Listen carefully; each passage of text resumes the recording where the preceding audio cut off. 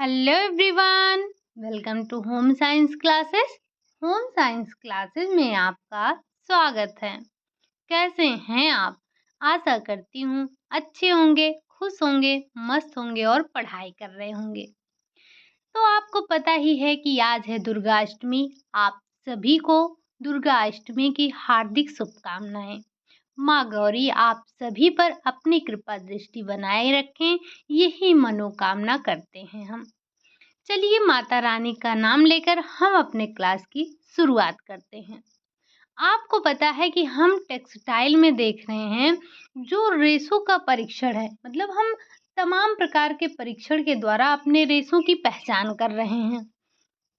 इससे पहले जो हमारी 3 क्लासेस हुई हैं, उनमें हमने कई तरह से परीक्षण करके देख लिया, चाहे वो हमारे वस्त्रों को फाड़ कर हो, चाहे उनको तोड़ कर देख रहे हों, चाहे हम उनको किसी भी जला कर देख रहे हों या इंक से उन पर डालकर परीक्षण कर रहे हों, तेल से परीक्षण कर रहे हों, नमी से परीक्षण कर रहे हों या अपने वस्त्रों को हमने फाड़ कर देखा। और हमने लास्ट में देखा था, जो कल हमारी लास्ट क्लास हुई थी, उसमें हमने वस्त्रों को जलाकर देखा था और हमने आपसे वहाँ पर बताया भी था कि कौन-कौन से क्वेश्चन आपसे पूछे जा चुके हैं।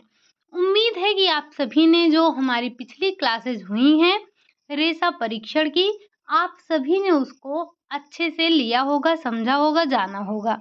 और जो भी क्वेश्चन आपसे यहाँ से पूछे जाएँगे, उम्मीद है कि आप सभी उसको अच्छे से कर लेंगे। इसी में अभी हम अपने रेशों का परीक्षण ही कर रहे हैं। आज हम देखेंगे कि हम सूक्ष्मदर्शी के द्वारा परीक्षण कर सकते हैं। कैसे कर सकते हैं? मतलब एक तो आपने भौतिक परीक्षण देख लिया, जिसके लिए आपको किसी यंत्र की आवश्यकता नहीं है, ना ही किसी केमिकल की आवश्यकता है आपको। वो आपने देखा, यानी कि भौतिक परीक्षण आपने देख लिया। लेकिन आज जो हम चर्चा करने वाले हैं वो है हमारा सूक्ष्मदर्शी परीक्षण।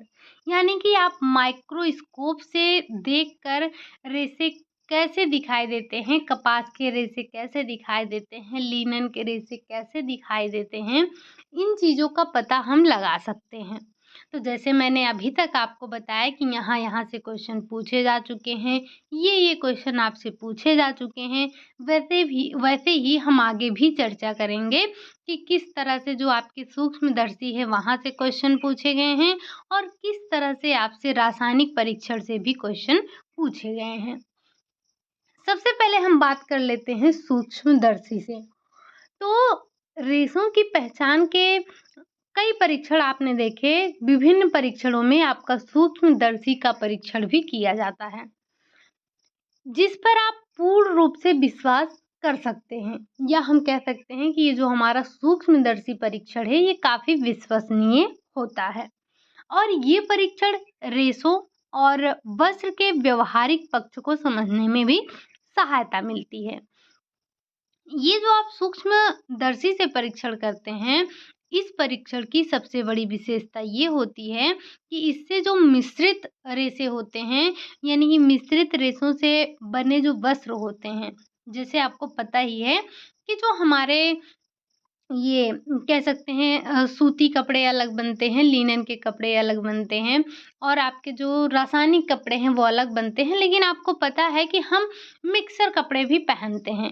मतलब कि 2 रेशों को मिलाकर, अब चाहे वो आपका सिर्फ़ प्राकृतिक जगत का मिलाकर बन रहा हो, चाहे प्राकृतिक रासायनिक मिलाकर बन रहा हो, तो ये जो आपके विभिन्न रेशों से मिलकर वस्त्र बनाए जाते हैं, विभिन्न रेशों को मिलाकर वस्त्र बनाए जाते हैं, हम उनको भी अच्छे से पहचान सकते हैं।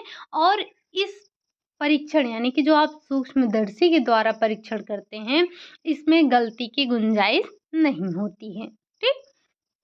तो हम ज़रा समझते हैं कि ये परीक्षण होगा कैसे? तो जैसे कि आपको पता है कि ये जो हमारा परीक्षण है, इस परीक्षण की जो सफलता है वो परिसज्जा और पुरस्कृत की विधियाँ बाधक का इसमें आप बाधक का कार्य करने लगती हैं। जैसे आपको पता ही है कि सिर्फ़ यही नहीं, जो भी हम परीक्षण करते हैं उसमें जो हमारे वस्त्रों पर विभिन्न प्रकार की परिसज्जाएँ की जाती हैं, ये बाधा का कार्य करने लगती हैं। ये हमारे रेशों की मौलिक विशेषता को हमें पहचानने नहीं देती हैं। आपको पता है कि सबसे पहले हम क्या बनाते हैं? सबसे पहले हम रेशा बनाते हैं, रेशा से हम धागा बनाते हैं और उस धागे को हम कपड़ा बनाते हैं, ठीक? जैसे जब आपने रेशा बनाया, तो रेशा से आपने क्या बनाया? धागा बनाया, स्पिनिंग करके, ठीक? जो रेशा से धागा बनाने की प्रक्रिया है, वो आपकी स्पिनिंग कहलाई। आपने रेशे से वस्त्र बनाया, तो जो रेशा से वस्त्र बनाने की प्रक्रिया है वो आपकी वीविंग कहलाई, यानी कि बुनाई कहलाई। अब वस्त्र बनाने के आपने कई तरीके देखे थे कि हम वस्त्रों को बुनाई करके, यानी कि एक वीविंग मेथड आपने देखा है, एक आपने नीटिंग मेथड देखा है, आपने वस्त्रों को पिघला कर देखा है, यानी कि आप जो आप पिघला कर बनाते हैं उसको देखा है, आपने रेशों को आपस में चिपका कर भी बनाया है। साथ ही साथ आपने गुथाई विधि देखी है, तो हमने कई प्रकार से वस्त्र बनाने की विधियों को देखा था, ठीक? हम यहाँ बात कर रहे हैं कि जब हम रेशे से धागा बना लेते हैं और धागे से जब हम कपड़ा पहन बना लेते हैं, वो हमारा कपड़ा, अगर जैसे जब रेशे से आपने धागे से आपने कपड़ा बनाया, अगर उसी समय पर आप ये सारे परीक्षण करके देखेंगे तो आप समझ जाएँगे, आपको किसी प्रकार की कोई बाधा नहीं आएगी। लेकिन होता क्या है कि जब हमारा कपड़ा तैयार हो जाता है करघे पर, तो हम करते क्या हैं, उस पर तमाम प्रकार की परिसज्जाएँ देते हैं। जब यही परिसज्जाएँ हम कर दे देते हैं, तब यहीं से हमारे कपड़ों में विविधता आती है। यानी कि हमें लिनन, कॉटन, रेशम ये अलग से समझ में नहीं आते हैं, क्योंकि इन पर इतनी परिसज्जाएँ कर दी जाती हैं कि हमें एक कह सकते हैं कि एक आम इंसान के लिए इस बात को अलग करना बहुत कठिन हो जाता है कि ये कौन-सा कपड़ा है। तो यही कहा जा रहा है आपसे कि जब हम ये तमाम प्रकार की परिचर्चाएँ कर देते हैं, तब हमारे लिए कुछ बाधा का कार्य करने लगती हैं, जब हमें पहचानना हो कि ये कौन-सा रेशा है। गहरे रंग के वस्त्र को भी इस विधि से पहचानना कठिन हो जाता है। जैसे जो आपके वस्त्र हैं, काफ़ी डार्क कलर है उनका, तब भी उनको पहचानना थोड़ा मुश्किल होता है। ऐसी स्थिति में बाधा उपस्थित करने वाले सामग्रियों को परीक्षण करने से पहले ही रासायनिक विधि से हटा दिया जाता है। जैसे आपके जो भी वस्त्र हैं उन पर जब आपको ये परीक्षण करना है, तो जो उन पर अतिरिक्त परिसज्जाएँ की हैं, अगर केमिकल से हट सकते हैं तो हम उनको पहले केमिकल से हटा लेते हैं। उसके बाद ही हम परीक्षण करते हैं, तो हमें सही परिणाम हमारे सामने निकल कर आता है। सूती और लिनन के वस्त्र पर गहरे रंग को हटाने के लिए सोडियम हाइड्रोसल्फाइड का प्रयोग किया जाता है। इस पॉइंट को ज़रा नोट करिएगा कि जब आप सूती और लिनन के वस्त्रों पर जो डार्क कलर है, जो गहरे कलर हैं, उनको हटाने के लिए किसका प्रयोग करते हैं? तो हम करते हैं सोडियम हाइड्रोसल्फाइड का प्रयोग करते हैं। ऊनी और रेशमी, यानी कि ऊनी और रेशम। देखिए, अभी हमने सबसे पहले क्या देखा? कपास और लिनन, यानी कि जो आपके प्राकृतिक जगत में वानस्पतिक जगत के रेशे हैं, उन पे डार्क कलर को हटाने के लिए हम सोडियम हाइड्रोसल्फाइड का प्रयोग करते हैं। लेकिन वहीं बात किया जाए आपके प्राणिज जगत के रेशों की, यानी कि ऊनी और रेशमी वस्त्र से, तो इनसे गहरे रंग को हटाने के लिए आधा प्रतिशत आप कास्टिक सोडा के घोल का उपयोग करते हैं। यहाँ पर प्राणिज जगत के रेशों के लिए बस सिंपल सा आप ध्यान रखेंगे कि जो प्राणिज जगत के रेशे हैं, उनसे डार्क कलर को गहरे रंग को हटाने के लिए हम कास्टिक सोडा का उपयोग करते हैं। लेकिन वहीं अगर बात की जाए कि जो हमारे प्राकृतिक, यानी कि वानस्पतिक जगत के रेशे हैं, वहाँ अगर उस पर से हमें डार्क कलर को हटाना है, तो इसके लिए हमें सोडियम हाइड्रोसल्फाइड का उपयोग करना होता है। जिस वस्त्र के रेशे का परीक्षण करना हो, उसके एक धागे को खींचकर बाहर निकाल लेना चाहिए। इस धागे को जल या फिर ग्लिसरीन के 1 या 10 के अनुपात में तैयार करके घोल को भिगो दें। भिगोकर सूक्ष्मदर्शी यंत्र के ग्लास पर आपको रख देना चाहिए और इसे ध्यान से, एक बार में ना समझ में आए तो 2-3 बार में इसे देखना चाहिए। तब जाकर आप देख पाते हैं कि रेशे में आपको क्या दिख रहा है। ये तो हमने समझा कि हम कैसे करेंगे। तो जब आपने रेशों को भिगोकर यानी कि उसके कलर को निकाल कर आपने जब सूक्ष्मदर्शी के ग्लास पर रख दिया, तब अब देखेंगे आप कि कपास में क्या दिखाई देगा, लिनन में क्या दिखाई देगा, रेशम में क्या दिखाई देगा, ऊन में क्या दिखाई देगा। हम इस तरह से एक-एक करके सभी को समझने की कोशिश करते हैं कि क्या कैसे दिखाई देगा आपको। ठीक? अब एक बात ध्यान रखिएगा, यही परीक्षण नहीं, और भी जो हमारे परीक्षण हैं, जब आप जैसे आपने जो अभी भौतिक परीक्षण देखे, 3 क्लास हुई है हमारी। अगर आप में से जिन्होंने भी नहीं देखा है, तो जाकर देखिएगा, बड़ी ही इम्पोर्टेंट क्लास है और हर क्लास में मैंने आपको 3-3, 4-4 क्वेश्चन ऐसे बताए हैं, जो अभी तक पूछे जा चुके हैं। तो आप सभी एक बार जाकर तीनों क्लास को ज़रूर लीजिएगा। जो भी परीक्षण आपने किए, अगर आप एक बार में नहीं समझ पा रहे हैं, तो उन परीक्षणों को आप 2 बार करिए, 3 बार करिए, ठीक? चलिए बढ़ते हैं हम अपने सबसे पहले जो हमारा पहला रेशा है यानी कि कपास। अगर हम कपास का सूक्ष्मदर्शी परीक्षण करेंगे, तो कैसा दिखाई देगा हमें? कपास के रेशों को यदि सूक्ष्मदर्शी यंत्र पर देखा जाए, तो चपटा, खुरदुरा, एक फीते या फिर रिबन के समान दिखाई देता है। ध्यान रखिएगा, ये क्वेश्चन आपसे, ये लाइन आपसे पूछी जा चुकी है कि अगर आप सूक्ष्मदर्शी की सहायता से या सूक्ष्मदर्शी यंत्र पर कपास के रेशों को देखते हैं, तो कैसा दिखाई देगा? चपटा, खुरदुरा, फीते के समान या रिबन के समान दिखाई देता है। जो कई परिवलन खाए हुए होता है या कई परिवलन खाए हुए रहता है, ये आपका परिवलन का मतलब समझ में आ रहा? वही जो ट्विस्ट आप देते हैं, ट्विस्ट, परिवलन एक ही बात हो रही है, ठीक?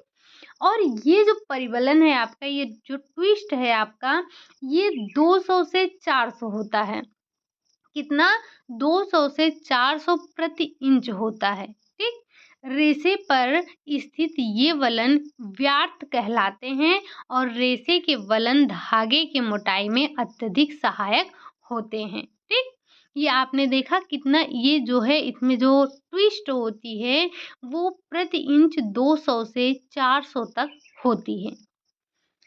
कपास का रेशा, ये जो आपका कपास का रेशा है, ये तो आपने पहले देख लिया कि कैसे चपटा होता है, खुरदुरा होता है, फीते के समान या रिबन के समान आपको दिखाई देता है। ये ट्विस्ट किया हुआ दिखाई देता है। ट्विस्ट कितना होता है? तो प्रति इंच 200 से 400 होता है। अब इसी में आगे और क्या देखते हैं, कपास का रेशा जिस समय अपरिपक्व रहता है, उस समय उसकी रचना दूसरे ही ढंग की होती है। यानी कि जब आपका ये जो कपास का रेशा है, जब ये अपरिपक्व होता है, तो इसकी रचना अलग होती है। उस समय यह एक गोलकार नली के समान होता है और इस नली के मध्य में एक सूक्ष्म नली होती है, जिसमें एक तरल रस रहता है। क्या रहता है? जिसमें एक तरल रस रहता है। जैसे-जैसे रेशा परिपक्व होता है, ये रस आपका सूखता चला जाता है। यानी कि जब ये जो आपका अपरिपक्व रेशा है, जब ये कच्चा होता है, यानी कि जब ये अपरिपक्व अवस्था में होता है, तो इसकी नली में एक द्रव भरा होता है या रस भरा होता है, तरल रस होता है। जैसे-जैसे ये आपका रेशा परिपक्व होता जाता है, वैसे-वैसे ये रस आपका सूखता चला जाता है। संपूर्ण रस के सूख जाने पर नलिका लुप्त हो जाती है। बाद में यह रेशा गोलाकार से बदलकर चपटे रिबन के समान दिखाई देने लगता है।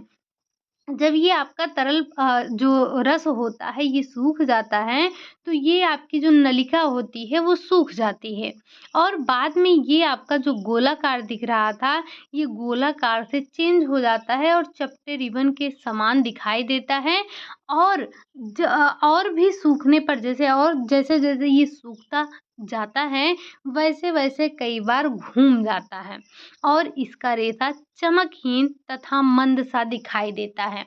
अच्छा, आपने जब कपास के बारे में पढ़ा था, तो इसकी विशेषताएँ पढ़ी थी। वहाँ पर हमने ये बताया था कि जो ये कपास का रेशा होता है, अगर ये पीलापन लिए हुए है, तो इसका कारण क्या है? अगर जो आपका वैसे ये जो आपका कपास का रेशा है, अगर इसमें आपको पीलापन देखने को मिल रहा है, तो कारण क्या है? किसकी उपस्थिति है इसमें? सल्फर है, नाइट्रोजन है, हाइड्रोजन है, ऑक्सीजन है, किसकी उपस्थित ये इसमें आपको दर्शाता है? पीलेपन का कारण बताइएगा।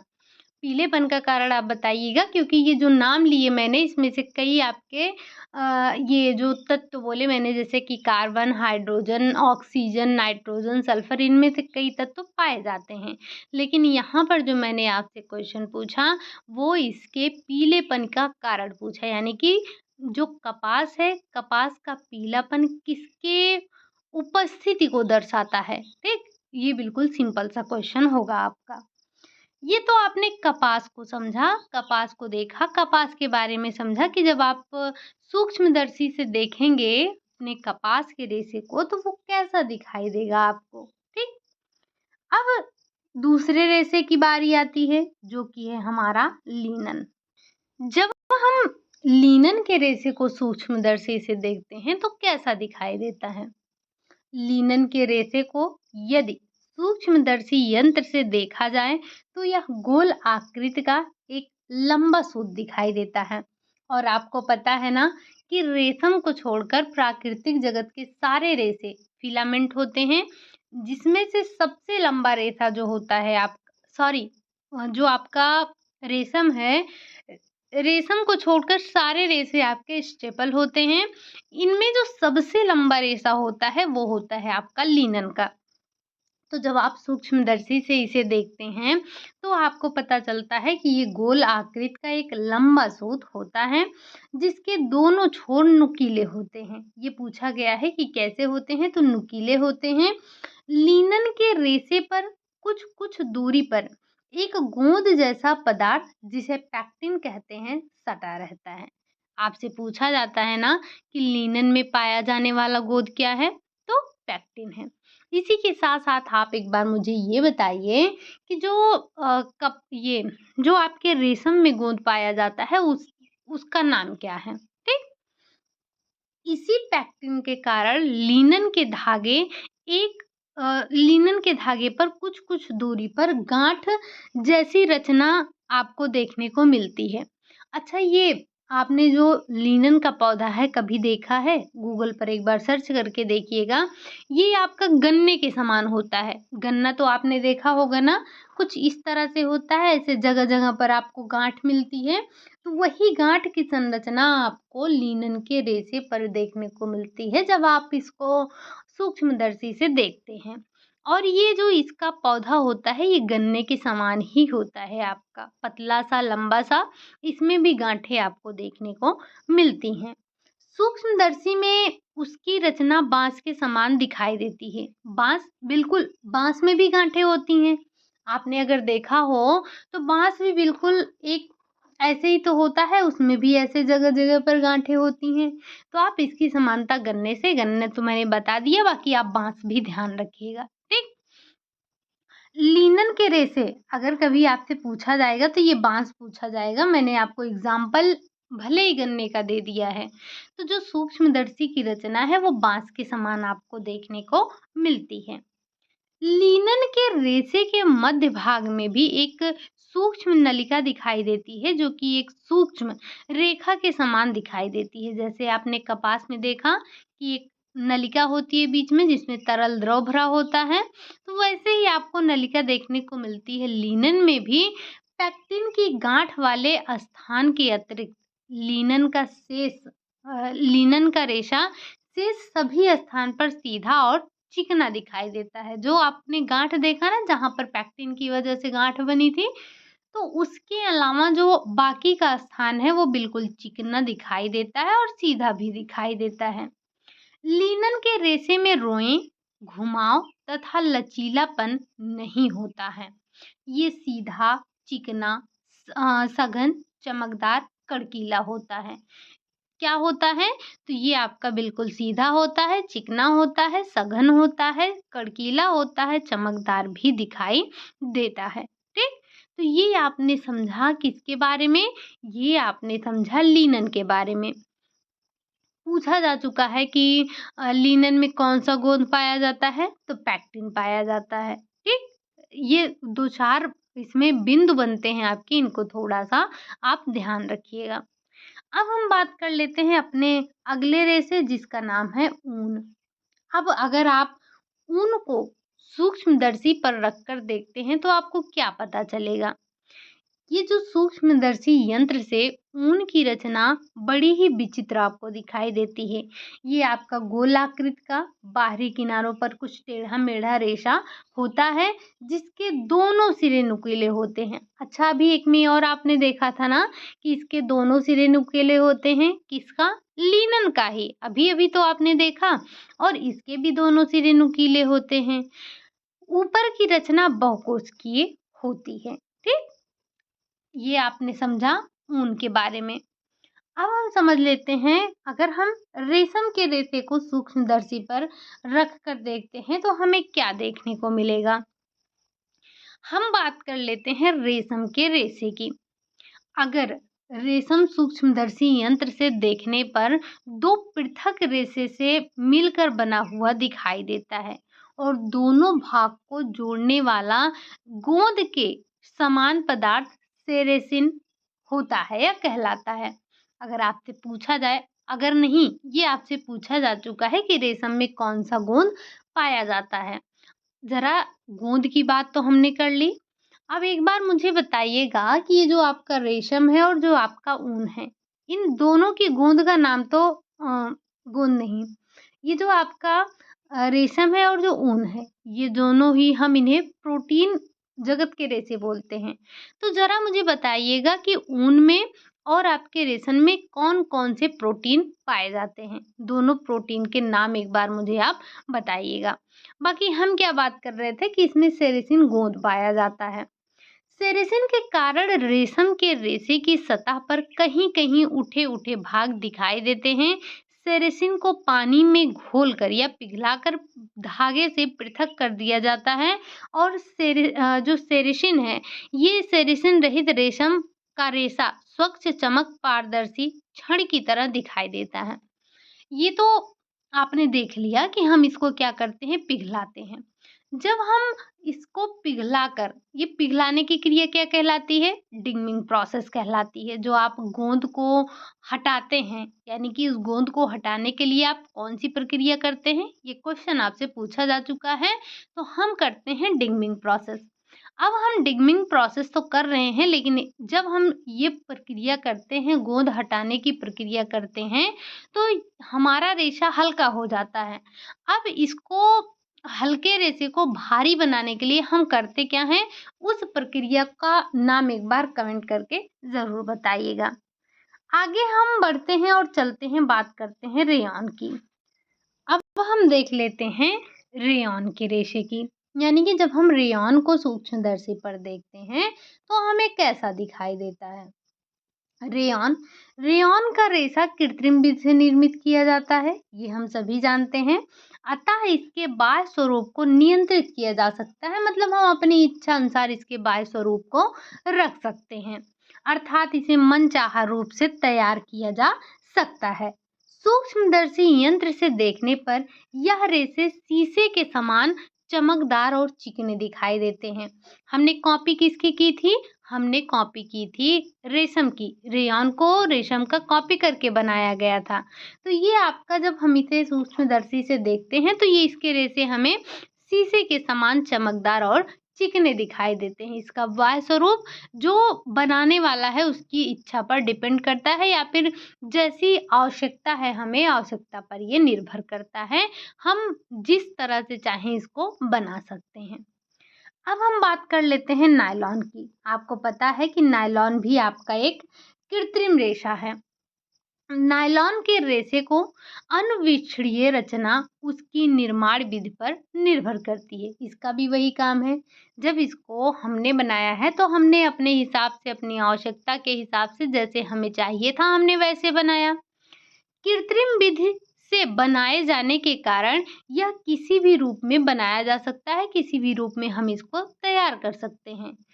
सूक्ष्म यंत्र से यानी कि सूक्ष्मदर्शी यंत्र से देखने से जो नायलॉन का रेशा है महीन, सूक्ष्म, गोल, चिकना और अर्धपारदर्शी दिखाया जाता है, ये दिखाई देता है।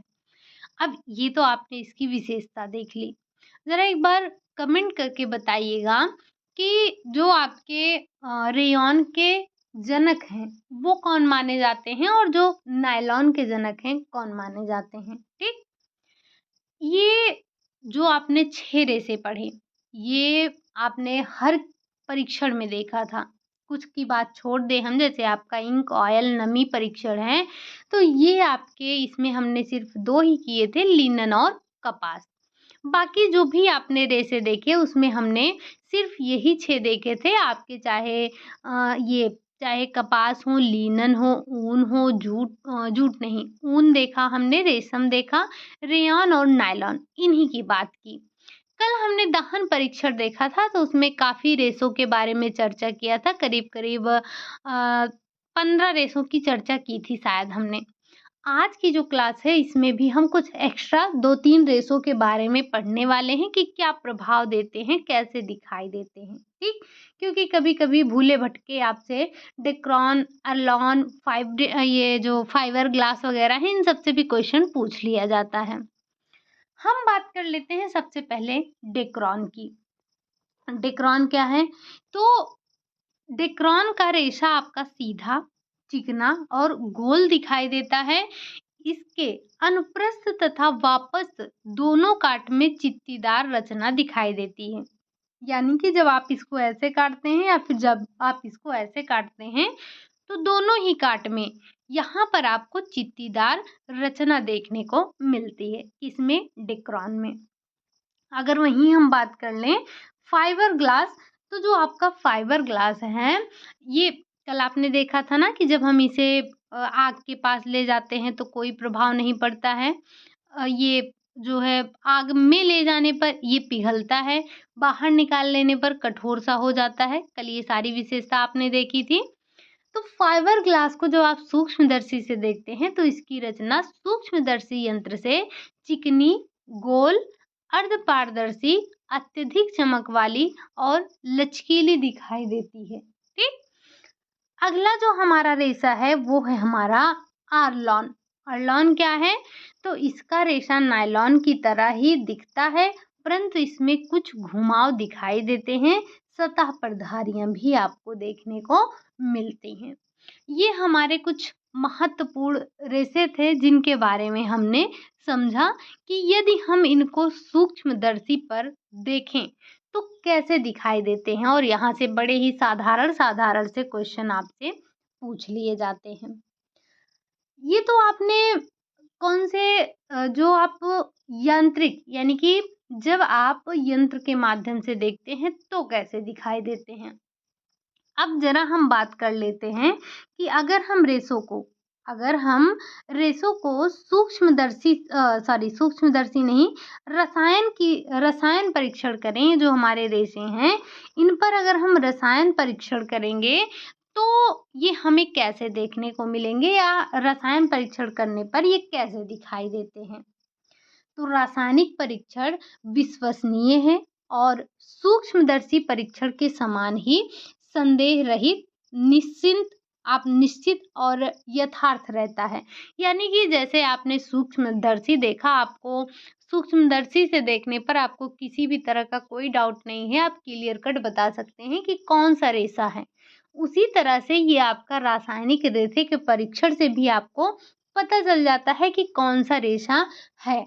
बिना उचित प्रकार की विधि के इस परीक्षण को करना संभव नहीं होता है, और इसे केवल अनुभवी या फिर जो शिक्षित व्यक्ति होते हैं, जिनको रसायनों के बारे में पता हो, वही बता सकते हैं या वही इसकी जानकारी ले सकते हैं। ठीक? अब हम देखते हैं कि किस तरह से हम ये जान पाएंगे कि कौन सा रेशा हमारा कौन सा है। यानी कि अगर हम बात करें कि जो आपका ये वानस्पतिक रेशा है और प्राणिज रेशा है, इसमें क्या अंतर है, यानी कि अगर हम अम्ल के द्वारा इस पर प्रभाव डालें तो क्या हमें पता चलता है। तो सबसे पहले ध्यान रखिएगा, अम्ल का वनस्पति रेशे पर नष्टकारी प्रभाव पड़ता है। यानी कि जैसे आपसे पूछा जाता है ना कि हमें अम्लीय ब्लीच किसके लिए अच्छा होगा, क्षारीय ब्लीच किसके लिए अच्छा होगा, तो यहीं से आपका पहला क्वेश्चन तैयार हो गया कि अम्ल का प्रभाव जो हमारे वनस्पति जगत के रेशे हैं उनके लिए हानिकारक होता है।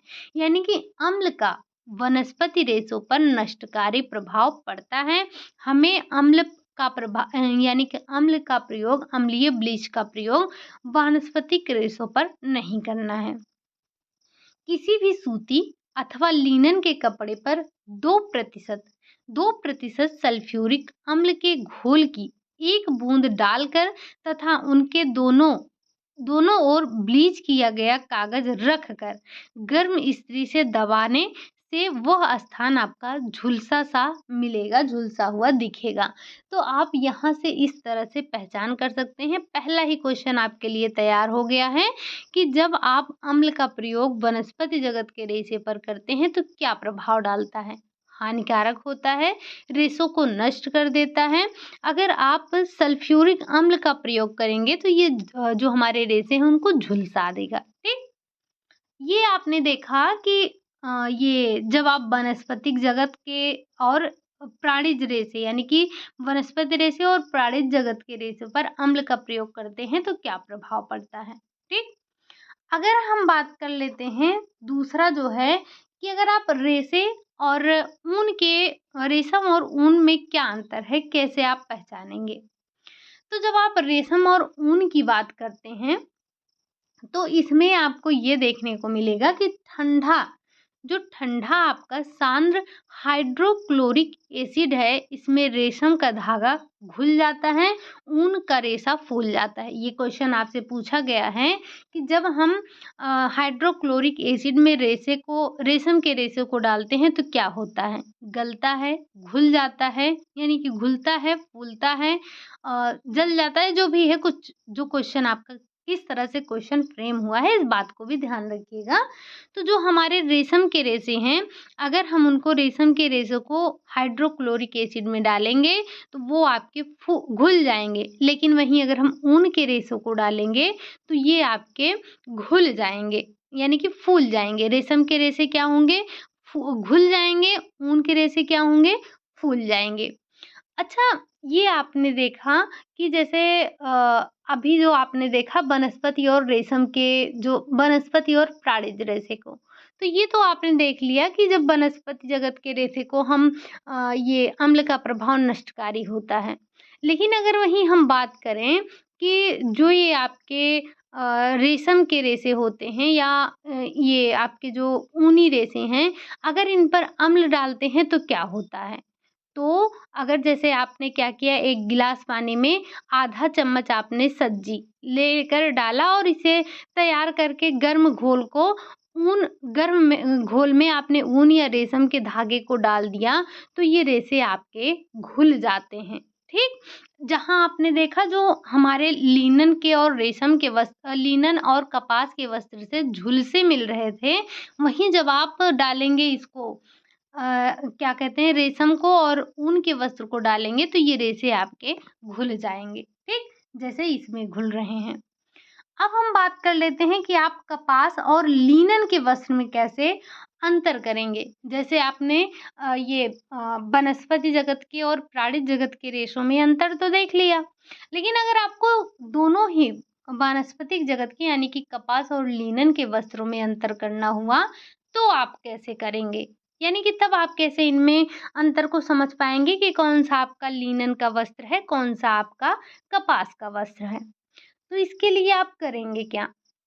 लिनन तथा कपास के वस्त्र की ऊपरी परिसज्जा को हटाकर ही इनका प्रयोग करना चाहिए। आपने पहले भी सुना ना, अभी जो आपने सूक्ष्मदर्शी का परीक्षण किया तब भी हमने ये सुना ना कि जो हमारे वस्त्रों पर विभिन्न प्रकार की परिसज्जाएँ की जाती हैं, इन्हें हटाकर ही हमें जो परीक्षण करना है हम करेंगे तो ही हमें अच्छा रिज़ल्ट मिलेगा।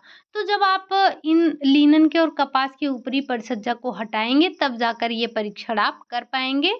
आप करेंगे क्या कि 2 मिनट इन्हें सांद्र यानी कि इन्हें सल्फ्यूरिक एसिड के सांद्र घोल में रखने के बाद अमोनिया के हल्के घोल में डुबोने से जो कपास का रेशा है वो फूल जाएगा, लेकिन जो आपका लिनन का रेशा होगा वो अप्रभावित रहेगा।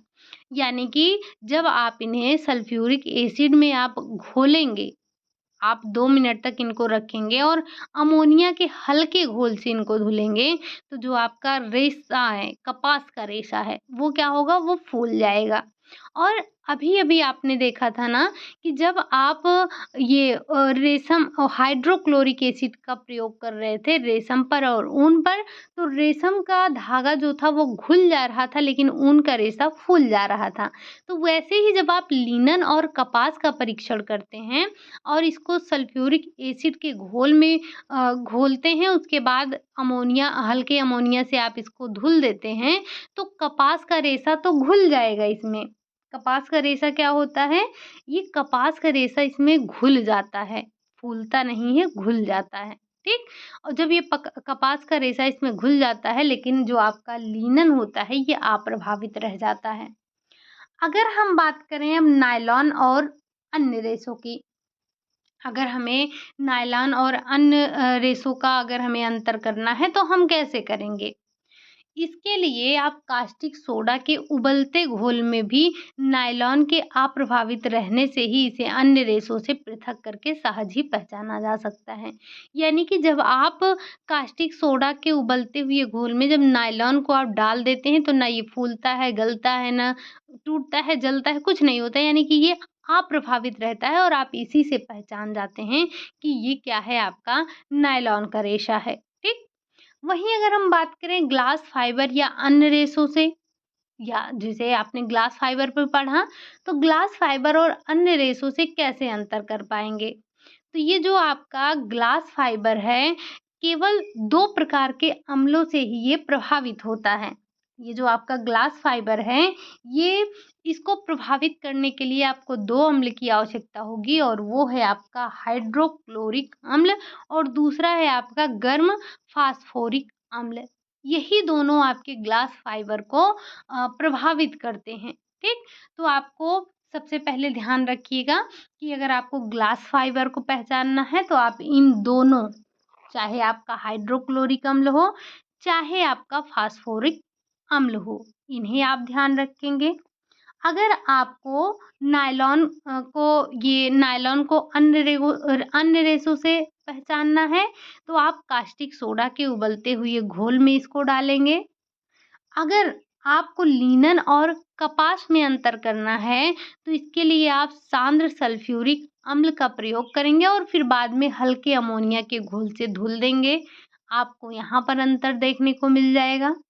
अगर हमें रेशम और ऊन में अंतर पहचानना है, तो उसके लिए हमें सांद्र हाइड्रोक्लोरिक एसिड की आवश्यकता होगी।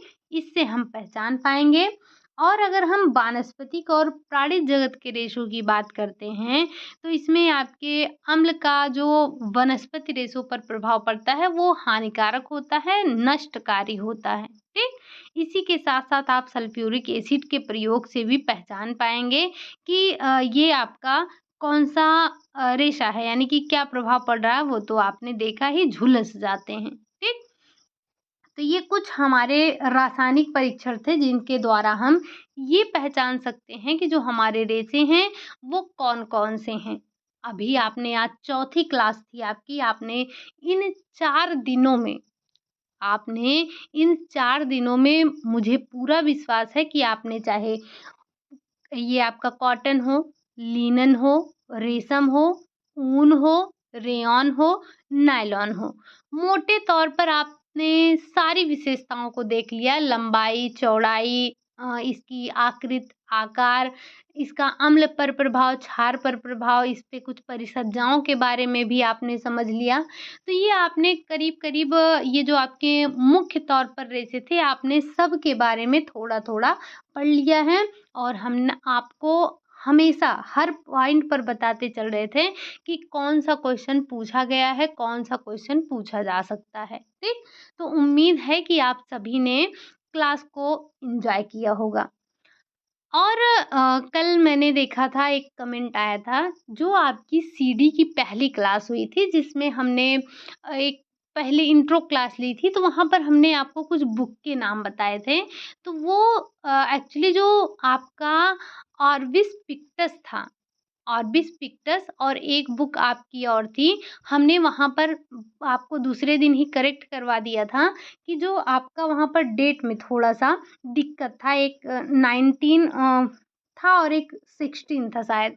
तो वो पहले दिन हमसे गलत हो गया था। एक्चुअली आपकी बुक में था तो मैंने भी ध्यान नहीं दिया और लेकिन मैंने दूसरे दिन उसको करेक्ट करवाया था। अब दूसरे दिन करवाया था या जो आपकी अ, वो प्रैक्टिस की क्लास होती है उसमें करवाया था, मुझे याद नहीं है। तो डोंट वरी अगर आप में से किसी ने भी सही नहीं किया है, तो हम इस बार जो संडे को क्वेश्चन करवाएँगे, वहाँ पर आपके चाइल्ड डेवलपमेंट की जो पहली क्लास हुई थी, जहाँ पर आपको बुक वगैरह का नाम दिया गया है, वहाँ से हम आपके 2-4 क्वेश्चन करवा देंगे। अगर आपको किसी को भी कोई दिक्कत है, तो एक बार वहाँ पर हम आपको सही करवा देंगे, ठीक? वैसे भी आप एक बार जाकर चेक करेंगे तो आपको मिलेगा। जो आपकी एक बुक था जो कि 1628 में पब्लिश किया गया था, कमेनियस की ही बुक है जिसका नाम था इन्फेंट करके है। और दूसरी थी आपकी जो कि मैंने वहाँ पर 1957 लिखवाया है, ये आपका 19 नहीं 16 है। 1657 है 57 है या 57 ही है। तो यहाँ पर आपका जो बुक लिखवाया गया था, जो पब्लिश हुई थी बुक, वो थी आरबिस पिक्टस, ठीक? तो ये आप थोड़ा-सा करेक्शन करिएगा, हालाँकि मुझे याद है मैंने ये आपको करेक्ट करवाया था। तो एक बार आप चेक कर लीजिएगा और ये आपके बुक में भी मिसप्रिंट है, तो आप वहाँ पर भी इसको सही कर लीजिएगा, ठीक? चलिए फिर आज की क्लास को यहीं तक रखते हैं। क्लास आपको कैसी लगी? अगर अच्छी लगी हो तो लाइक करिएगा, चैनल पर नए हैं तो सब्सक्राइब करिएगा और जो भी क्वेश्चन आपसे पूछे जाते हैं प्लीज़ आप उन्हें कमेंट एक बार ज़रूर किया कीजिए, ठीक? चलिए